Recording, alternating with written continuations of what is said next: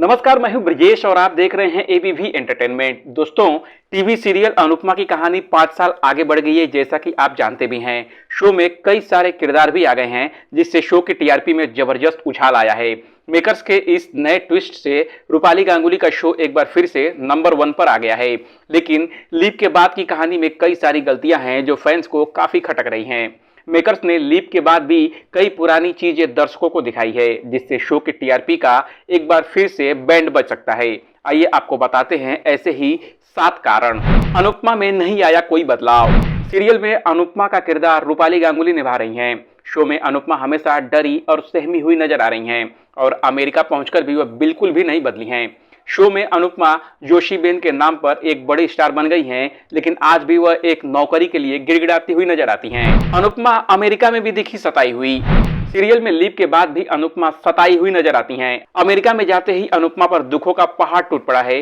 पहले वो रेस्टोरेंट ही बंद हो जाता है जहां पर अनुपमा जॉब करने वाली होती हैं और फिर उनका सारा सामान भी चोरी हो जाता है। इतना ही नहीं, उसे उस रेस्टोरेंट से भी निकाल दिया जाता है जहां अनुपमा जॉब कर रही होती हैं। ममता से भरी अनुपमा की औलाद बिगड़ैल। इस शो में अनुपमा कभी मां बनना नहीं छोड़ती हैं। वह अपने हर बच्चे के लिए हद पार कर देती हैं, लेकिन उनकी किस्मत में हर औलाद बिगड़ैल है। शो में अनुपमा की पाखी और तोसू को काफी बिगड़ैल दिखाया गया। अब छोटी अनु भी अपनी मां से नफरत करती है। वह अपनी मां को अनुपमा तक कहकर बुलाती है। वनराज शाह पहले से भी ज्यादा इरिटेटिंग।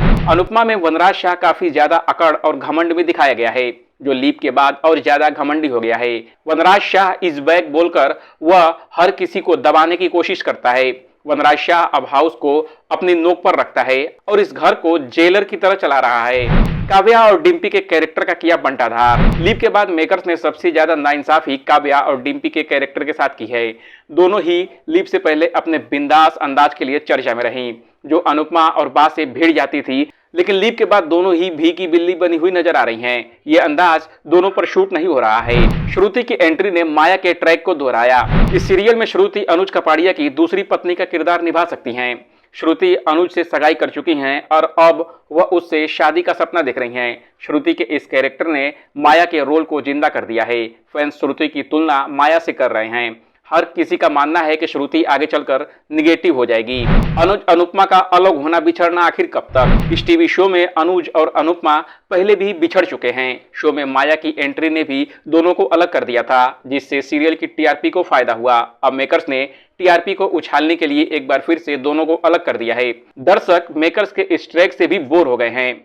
इस स्टोरी पर अब आपका क्या कहना है? कमेंट कर हमें जरूर बताएं। बाकी अपडेट के लिए देखते रहिए एबीवी एंटरटेनमेंट। नमस्कार।